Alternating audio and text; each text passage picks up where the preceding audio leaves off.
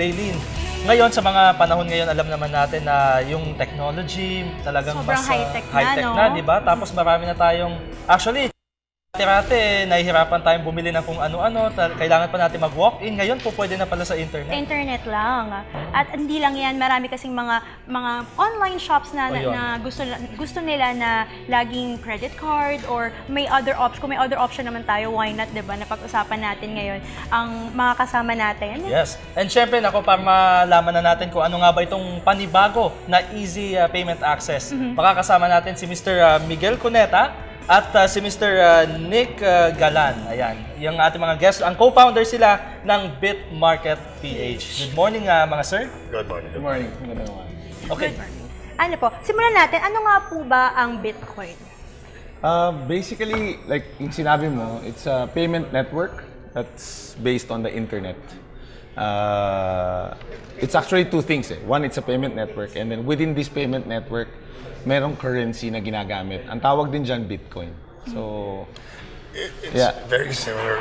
Similar po siya sa like the internet itself, where you have a network of computers that serve the function of sending messages and pictures back and forth. In this case, we're sending money and value, transferring that back and forth in a very secure way.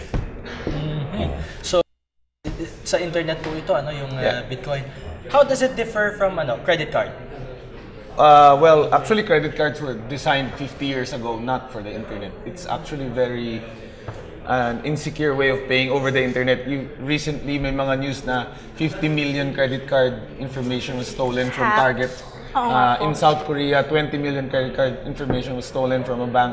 Kasi you're giving all your information to one person to buy something. You're right? trusting a third trusting party someone to be good with your money. Yeah. Yung Bitcoin, tinanggal niya yung trust element. Walang third party. It's kayo na ho, tayong dalawa. Kayo na yung sarili niyong bangko. Binabayaran kita and wala nang tao in the middle. And in payments, there's a phenomenon na tinatawag ho nating friction. When it's hard, when you need a third person to come in between to make sure that you get the money and I get the goods, there's already extra cost. Kaya mataas yung credit card fees. If you're a merchant, tumatanggap ng credit card, you can't sell something for 50 pesos because the credit card charges will overwhelm the 50 pesos. Right? So lugi lahat. Yeah. So, but with the Even technology, with like Western Union, you Western pay Union, like 15-20%. Even money transfers. Yes. You need physical locations, you need people, you need staff, you need trusted third parties, you need regulation, you need insurance. With the Bitcoin network, it's mathematically secured. So I don't need to trust you. I know that you got the money or you sent me the money because I can see it. It's confirmed in the network and the whole world can see the transaction. Okay. Diba? So I just want to clarify because we do have the internet like credit cards, but we do have also yung mga credit card na for internet use only. How about the safety of the features of the Bitcoin? How does it differ from that one? Well, I mean, we talked briefly about the risk, some risk associated. I'm not saying that credit card shopping online is unsafe. It's safe. Most of the time, it's safe. But what we're saying is Bitcoin removes a lot of the risks that are there. The risk of theft. Now, of course, in anything, if I have cash in my wallet at manloloko, you can get that cash. It's the same with Bitcoin. It's up to me. It's up to me talaga to take care of my own money, which is a very important feature of Bitcoin. You are your own bank. Okay. Diba? Maybe marami pa yung nagtataka kasi yung iba, first time po nilang narinig itong Bitcoin na ito. Pero kailan po ba nagsimula dito sa bansa itong Bitcoin? And kung di ako nagkakamali, worldwide? Yes, actually in 2008, there was a man, pangalan niya, he called himself Satoshi Nakamoto. Pero hindi po natin alam kung sino talaga siya kasi he remained anonymous. He published a paper saying, I invented an electronic peer-to-peer cash system. Ibig sabihin, walang third party, decentralized, and purely sa internet. Walang bangko sentral. And in 2009, in January 2009, nilabas niya yung source code, yung program, to the internet, open source. So everybody who knows how to program can look at the source code kung may pandaraya ba na ginagawa dyan o ano, and they can improve on this program. So when he did that, it took a few years. So that was mga 5 years ago. It took a few years before it actually Clicked. clicked sa internet. Pero in the beginning, wala masyadong gumagamit. Tapos dito sa bansa, it's very, very new. We're among the first. Yeah. We're not the first, but Bagong-bago. but we're among the first. We're part of a community of people that are initially not trying to make profits and make money from this because we're businessmen in other fields in life already. So meron na kaming sariling hanap buhay. Actually very excited. Excited po kami dito. We think it's a good solution for many of the problems that Filipino consumers have that many people around the world don't have. Even as simple as sending money to your family in the province or in the other countries, you know, instead of paying so many fees, instead of it taking 3 days to clear in the bank, ganyan. Ito, instant siya. Or baka Instant hindi ka papayagan ng banko mo. Kasi wala kang pera. Okay. So, Haji, sobrang bago talaga nitong Bitcoin at gusto natin malaman kung paano mag-subscribe or paano i-transfer yung cold cash papunta dun sa Bitcoin. There are actually many ways of doing it. The simplest way is to take your money, your pesos, your dollars, or kung ano man yung pera mo, and you go to an exchange. Meron tayo sa Pilipinas, buybitcoin.ph. They're run by a reputable group of people. There's also localbitcoins.com. You meet people personally or you go to a bank and deposit money and they'll send you Bitcoin to your Bitcoin wallet. Now that you know me, you can call me and say, I want to buy Bitcoin. Or here's another thing, and this is what we want to get to. You can actually earn Bitcoin, which is the best way to do it. Halimbawa, you know, I want you to host a show for me. Instead of paying your TF only in peso, now you can request part or all of it in Bitcoin. Diba? Because it is money. Diba? So like, you don't go to your work. It's not a membership. It's not a company that you subscribe to. So, pwede po itong magamit kahit saan, kahit sa mga local food chains natin. Sa ngayon, wala pa. Wala No, pa. there's some na. There was a bacon stall in Salcedo Village that accepted Bitcoin. Si Mr. Delicious. Mr. Delicious 2 weeks ago. I was recently in Canada. I bought my daughter and me breakfast, coffee and baguettes with Bitcoin. You can buy cars and you can buy... Okay, mas pasimplihin po natin na yung pag-purchase ng Bitcoin, mag-include po tayo ng product. So, paano po yung magiging process ng pagbili ng isang produkto? Halimbawa, gusto kong bumili ng bag. Paano po gagamitin ng Bitcoin? Okay. So, bibili ka sa isang website, di ba? Kung yung website tumatanggap ng Bitcoin, pag nag-order na kayo ng product doon, nakalagay doon Visa, Mastercard, PayPal, or Bitcoin. Included na siya.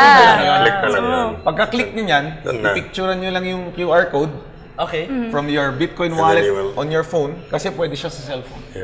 Is it okay? An I don't know if you can application see po ba yan? There are applications. This is a wallet. Okay. Or pwede rin sa website mismo. You can scan lang the code, you enter the keypad, how much, and then boom.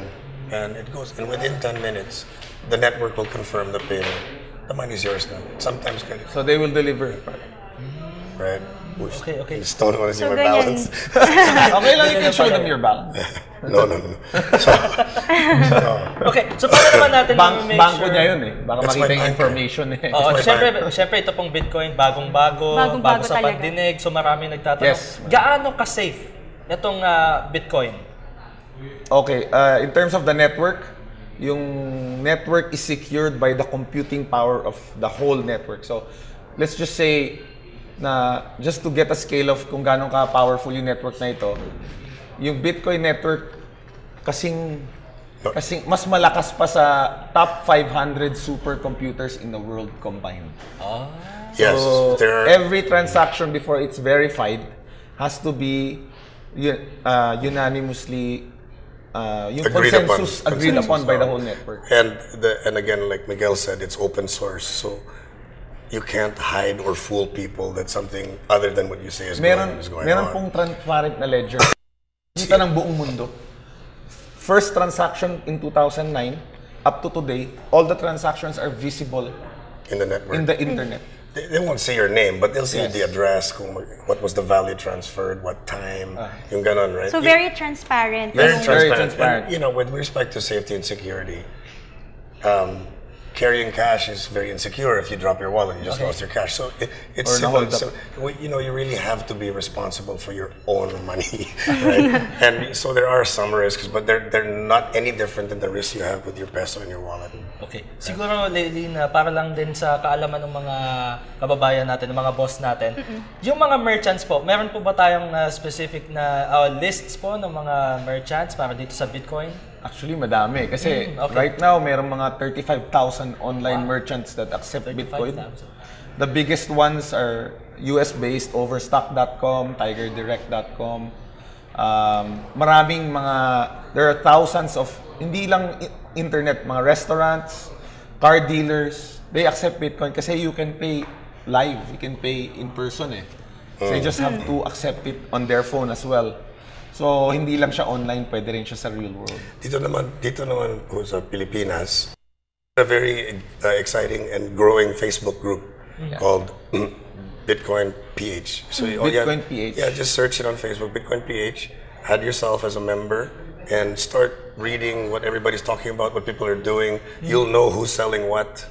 You have questions. We're all talking all the there's time. 1,000 plus members na ngayon sa Now, Facebook yeah. page. When we first joined it, there was maybe 30, and Like within a a few month, hundred, you know, and then, pero it's a growing community. We're very excited about it, and it makes things so much easier. You know, like instead of having to go to a Jollibee for a meetup to pay, ganun na lang. You know? Nakaupo ka na lang. Wala, Sitting hindi ka na doing nothing. hindi ka na pipila sa bangko, magde-deposit. yun Very useful po talaga itong Bitcoin na ito. At last, Pero may nagtatanong po kung available daw po ba sa eBay. Oo nga, sa eBay. Bitcoin. Ay, hindi. No, eBay, okay. eBay is problematic because they own PayPal, and PayPal is a competition. Competition. PayPal is threatened by services like Bitcoin. Okay. Okay, napakaraming oo nga, nalaman natin. Bitcoin.ph Oo nga Bitcoin, eh. Bitcoin PH Facebook group. on Facebook. Bitcoin PH sa Facebook. And then we're launching bitmarket.ph.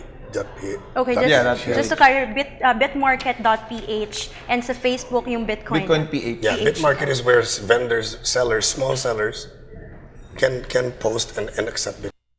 Kaya dapat mamaya mag-subscribe na Oo tayo nga dyan sa eh. Bitcoin. At maraming salamat po. Do you have any last messages to our viewers? We would like to thank you for the opportunity to come and talk about this exciting stuff. Thank you so Okay, much. thank you so much, Mr. Nick Galan and Mr. Miguel Cuneta. Maraming Thank you. salamat po, the co-founders of Bitmarket PH.